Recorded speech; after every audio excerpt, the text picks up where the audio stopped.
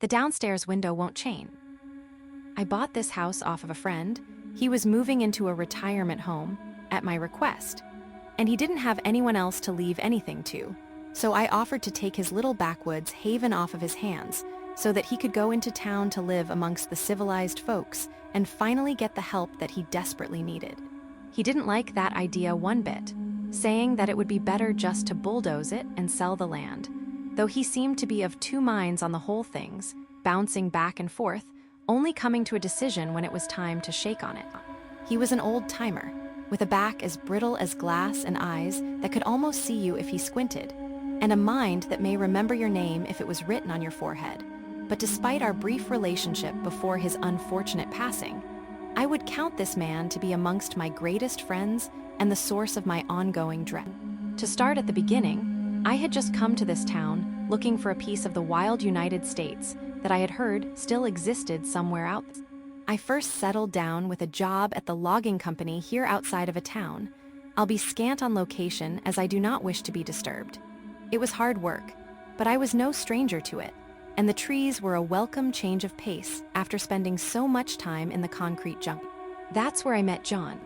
John's job was to sit at a desk and keep track of how many trucks came in and came out every day, often sitting at his desk in silence and completely alone, which he enjoyed very much. He was quite irritable at the start, and he stayed that way with most everyone else at the mill. But we formed a quick friendship trading stories about not being big fans of large amounts of people and dense cities. Him and I, both being former urban rats, seemed to give him some welcome mental clarity, as well as calming his grumpy demeanor when I came around. We often joked about how funny it was that rough memories can be made rosy by nostalgia. Our lives intertwined for about 7 months before he collapsed on the job, heart attacked. He survived, but everyone at the mill who knew him agreed it was just too close a call. He got let go with severance. It was finally time for him to retire. The problem was, his work being far from town was one thing, he also lived out there. And in the aftermath of his heart attack, he couldn't live an hour and a half from the nearest emergency rooms. He was sad to have to say goodbye to his paradise amongst the pines, having lived in that house for 30 years, alone and happy. He built it himself, a dream he had since he was young. He held himself well when it came time to wake up to the unfortunate reality of time, making sure not to cry around any of us. I helped him move into the home, but he was only there for 3 weeks before the next attack. The emergency room was only across the street now, but it still seemed too far away. A couple of the guys from the mill attended his funeral. They didn't much like him, but it was just the right thing to do, so they held their tongues until it came time to go home. I went home as well. It just so happened that my home was the one belonging to the man in the box. The home itself was a one-story square, with a front door that led to a living room, with an adjacent kitchen that was technically the same room, with 2 doors on the back wall. One led to a cramped bathroom, the other to an equally cramped bedroom. It was tight, but still impressive for the handiwork of one man. It was one story, but had a hatch in the middle of the kitchen that led to a small basement area that John had used as a pantry. The walls were lined with pickled vegetables and cans of brown meat, which was standard for anyone who lived this far up in the mountains, as you're liable to be on your own for a while when the snow fell in the winter. The whole basement was covered in a thick layer of dust. Obviously, John didn't come down here often on account of needing to climb down what remained of what was once a ladder in order to reach it, which for a man of his age would be a major feat every time. On the opposite wall from where the ladder extended down into the sunken space was a window, a small egress window that brought in some natural light from the outside. Or rather, it would, were it not painted over in what can be assumed to be 3 dozen layers of green paint. Clearly, John didn't like what he saw when he looked out this window. I can't blame him. In the weeks that followed John's funeral, I followed a simple routine, going to work in the morning, coming back when the workday was down, and cleaning out the messes that John either didn't notice were as bad as they were or more likely didn't have the physical strength left in him to feasibly clean. I cleaned black mold out of the shower, replaced a few broken pipes in his well, and sanded down the chipped paint around the doorways. It was that last task that got me thinking about the window downstairs. I was at the hardware store getting paint and painting supplies to redo some of the walls when I also picked up some paint stripper acetone, and vinegar, as well as a host of other chemicals, just in case my first few options didn't work out. Whenever I found a material to remove paint, my mind always worried that it wouldn't work, and I felt a building pressure in my chest that only relented when I got something else. I could always just go back to town to get something else, but whenever I left the property, this nagging feeling in the back of my mind kept bringing me back to thinking about clearing the paint. I was going to clean that window and see what John was covering it for. If it was something as simple as a crack in the glass, then I could replace it. There was no other source of light down there, and I did not like using the flashlight while I was dusting, which wasn't as difficult as I remember it being when I look back on it. But it was always the excuse I used to never leave it off of my to-do list. I always had to ask myself, did I actually want to clear the paint? I had to have wanted to do it. It was all I could think about doing, and it came up in my mind more and more the longer I stayed there. Maybe my to-do list was gradually growing shorter, and it was just the last thing for me to do, or maybe it was the most important thing that I could do. I just didn't know it yet. It was before dawn when I woke up. I wanted to get an early start because if I could fend off the laziness, I could finally be done. But that isn't how it started. I woke up panting and disoriented, completely forgetting where I was. I could see the red blinking letters of my alarm clock across the room and walked over to it like nothing was wrong, but my heart was pounding in my chest. I saw things moving in the darkness, and the small room that I knew I was in looked larger, like the walls weren't even there, and I had woken up in some pitch black space with only my alarm clock and my bed. And when I turned back, it seemed as though my bed wasn't there anymore. I flicked the light switch and the walls returned. They had never left, nothing did. I've always just been here in my room. The pounding stopped when the lights turned on and I was normal again. I had to shake it off and get to work. Work would make me forget. That's what my head told me over and over again. The only issue being, I wasn't sure it was my head saying these things. I wanted to finish painting the kitchen, but before I could even think about what I was going to do first, I was already descending the stairs. I must have blanked, because I didn't remember even entering the kitchen. It was pitch black again, but I didn't feel like I had in my bedroom. This was the normal kind of darkness, the kind that I was here to solve by clearing the paint. I already had my supplies set up down here from last night. I don't remember bringing them in from the shed, but they were down here, so I must have brought them. No one else lives here.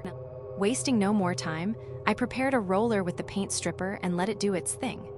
Almost immediately, the layers of paint seemed to melt away, almost unnaturally so, in fact.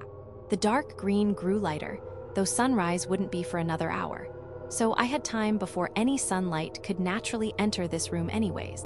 While I was waiting, I decided to dust the shelves and inspect the walls for any mold that I missed or gaps in the bricks that formed the foundation.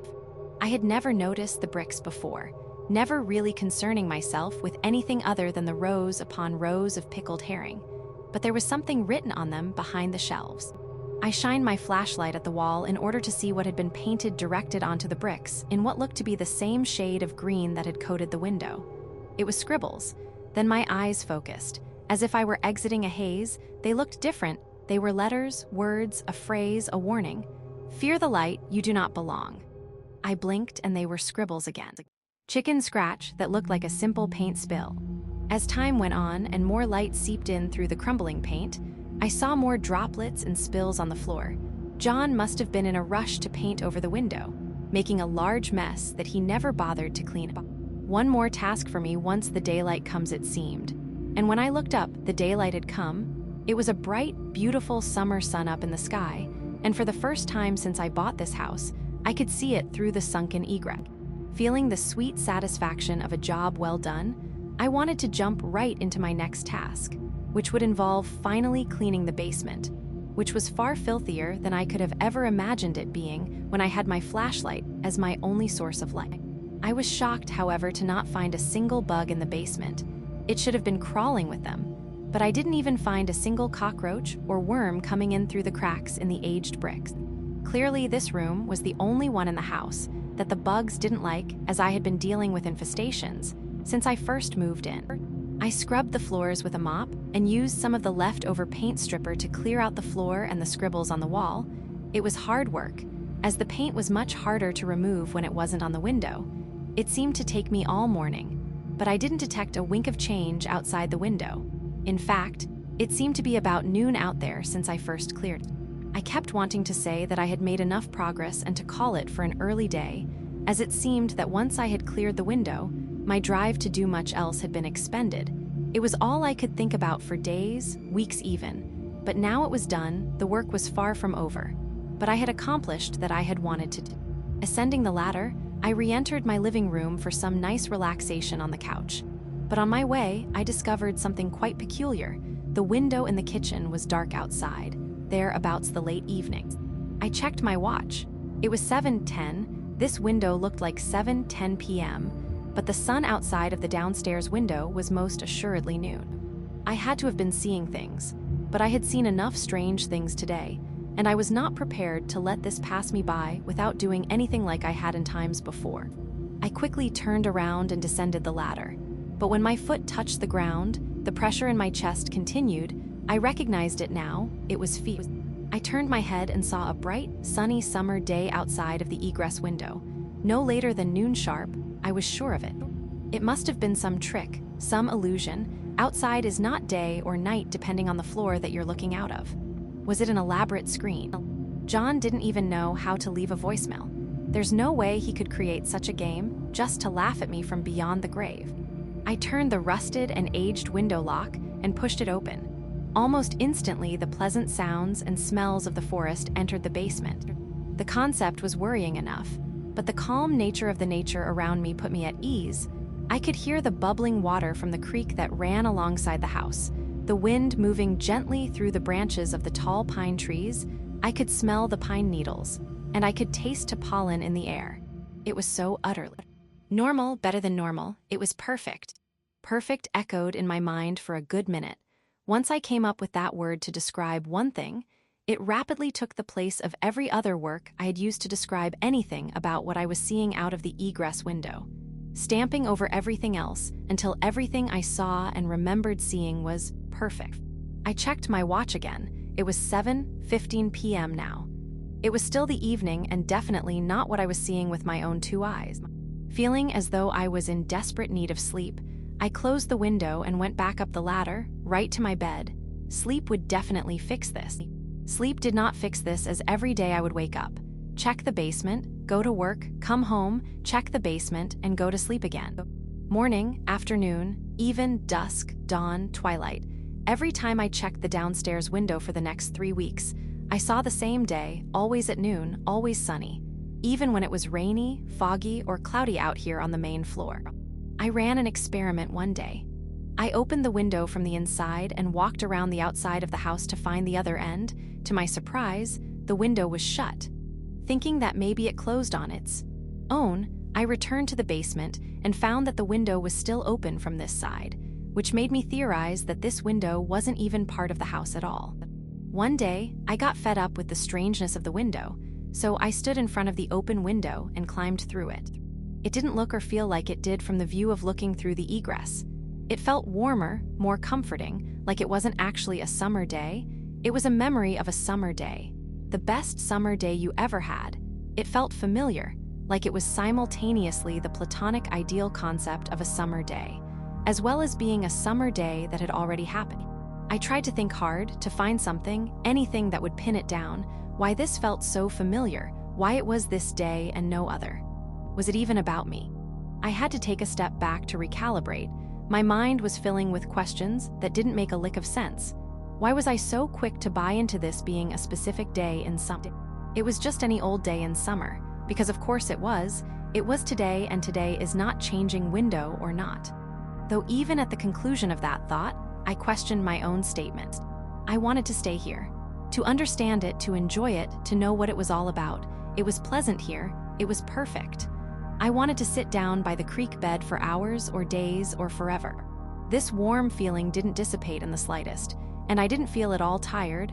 I was content. I was happy. I felt like I was where I wanted to be. That piece of wild America I set out for was here, right where I was, right on the other side of that window. This unchanging, eternal summer, rosy like a memory, unending like light, all painted with the warm hue of golden sunlight from above. I checked my watch, and my spine ran cold. I couldn't even read the numbers, it all just looked like squiggles, just like the writing on the wall. I remembered the writing on the wall. I remembered a lot about the other side of the window.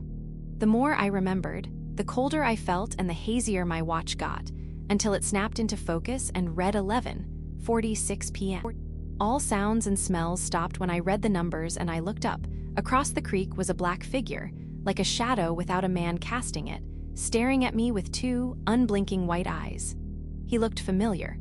My head was flooded with ideas, theories, all manner of answers to questions that were too numerous to ever hope to answer. But I knew in that moment that I had done wrong. I'm not supposed to know the time, but I brought a watch. I thought back to when I woke up in my bedroom and walked to the alarm clock. He was there, behind me. He didn't move at me, cross the river, or do anything that was directly threatening. He just stared. But I had to stop staring at him, because the more I did, the less was there around. It looked at first like a fog had rolled in, covering the land behind him, but that wasn't true at all. There was no fog. The tree line and the mountains beyond that were once visible in the far-off distance were simply gone, consumed by an encroaching tide of white that tore and shredded them to nothingness. I turned my head. It was happening all around me, encircling the house, closing in.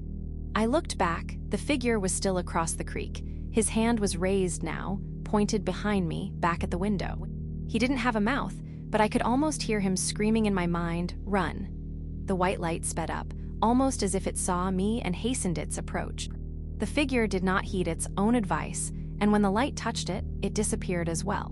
I scrambled to my feet and sprinted for the window, the white light closing in around me until I dove head first into the window, my field of vision being completely drowned out in the light. I woke up on the basement floor. The window was shut, with an impact crack in the center, like a large rock was thrown at the window from the outside. Whether that outside was the real outside is up for debate. I opened the window again and saw it to be bright outside, not like before. It was still summer, but it had to be around dusk, which was still wrong as it was now past midnight. I felt the pressure again, the draw to return to that place, but I knew that I could not stay. It mounted and mounted until I finally painted over the window, and once again, no natural light entered the basement. I painted layer after layer until the pressure in my chest faded, and I no longer wanted to open the window and return to that perfect place. I tried for many months to make heads or tails of what I had seen. It is my belief that I had stepped inside of a memory, that rosy world you think about when you don't want to think about the life you're living now. Based on the original paint on the window, I can tell that John had experienced this event as well, doubtlessly drawn in by the same feeling that I had experienced, and I now know why he wanted the house to be bulldozed, as well as the reason for his indecisiveness. He spent 40 years in this house, with the draw of that window seeping into his dreams at night. Maybe that's why he was so irritable to everyone, because every day he had to leave that perfect world and go to work in his broken body. Maybe he liked me because I reminded him of who he was when he came here. I think I know what I have to do for him. I'm going to bulldoze the house, close the window for good. I'll take John's advice, because no one belongs there. No one except for that shadow figure I saw across the creek bed. But I still see him every day, no matter what side of the window I'm on. He was my shadow, always walking behind me, staying behind in my memories while I move forward.